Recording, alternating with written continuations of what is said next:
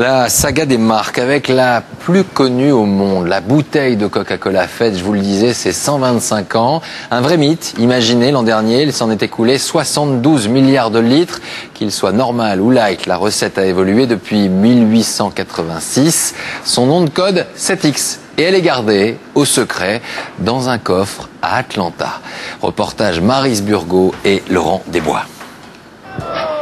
Le siège social de Coca-Cola à Atlanta et un thank you spectaculaire dans le ciel de la capitale de l'État de Géorgie. Le numéro 1 mondial de la boisson fête aujourd'hui son 125e anniversaire. L'empire Coca en profite pour remercier ses consommateurs. Plus d'1,5 milliard de personnes boivent chaque jour dans le monde un verre de Coca. C'est juste très bon, c'est tout. Il y a ce bon goût sucré et puis ça me désaltère quand j'ai soif. Je déteste ça, c'est vraiment trop sucré. Ça donne de mauvaises dents, de l'obésité, c'est malsain. Lorsque le 8 mai 1886, le premier verre de Coca est bu dans cette pharmacie d'Atlanta, l'obésité n'est pas du tout un problème de santé majeur. Ce médecin vient d'inventer ce sirop à base de feuilles de coca et de noix de cola. Il y ajoute de l'eau gazeuse, par erreur, selon la légende. Un associé suggère alors un nom, un design. Une marque vient de naître.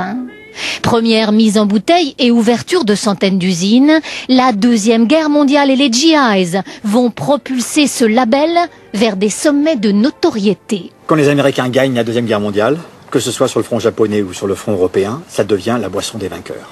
Les GI ont apporté leur joie de vivre, les chewing-gums, les cigarettes et le coca. Donc le rêve américain, vous en buvez chaque fois que vous buvez 1 litre de Coca-Cola dans le monde entier. Depuis, la multinationale cultive le mythe Coca dans le secret de ses murs d'Atlanta. La recette exacte du breuvage est dans un coffre de banque. Mais c'est aussi la publicité, le marketing phénoménal qui font aujourd'hui vendre la marque. Dorénavant, au fond des campagnes les plus reculées des États-Unis, les objets liés à l'histoire de Coca se vendent à prix d'or. Les brocanteurs se les arrachent. Ces antiquités des années 30, 40, 50 font tout simplement partie du patrimoine national. Il y avait une sorte de tourniquet ici. Vous mettiez une pièce et la bouteille de Coca sortait à travers cette petite porte là. Mais la nostalgie n'est pas la tasse de thé des dirigeants de Coca. Ce concert gratuit à Atlanta pour le 125e anniversaire n'est pas sans arrière-pensée commerciale.